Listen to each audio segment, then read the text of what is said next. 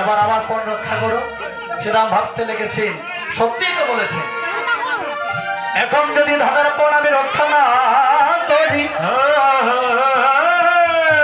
দাদা বলরাম যে রাগ করবে। তাহলে দাদা তুমি একটু ধৈর্য ধরো, আমি তোমার পণ রক্ষা করবো।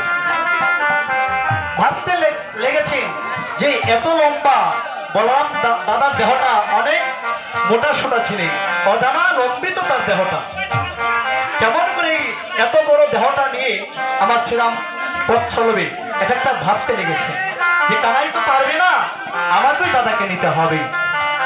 আমার বলছি ঠিক আছে দাদা, তুমি আমার কাঁধে ওঠো, আমি তোমাকে কাঁধে নিয়ে চলে যাবো বংশীবনের ছায়ায়। এবার দাদাকে কাঁধে নিলেন। হা হা হা অরে শ্রীরাম বলাই গেল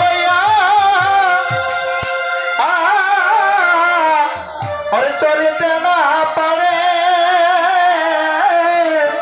ভাইয়া রে,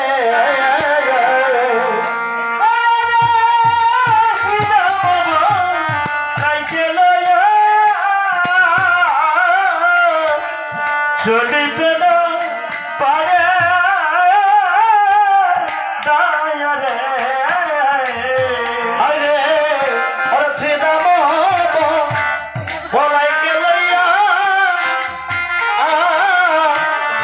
চলিতে না পারে ভাইয়া রে,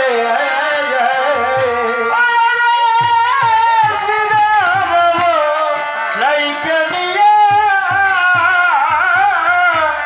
চলিতে না পারে রে।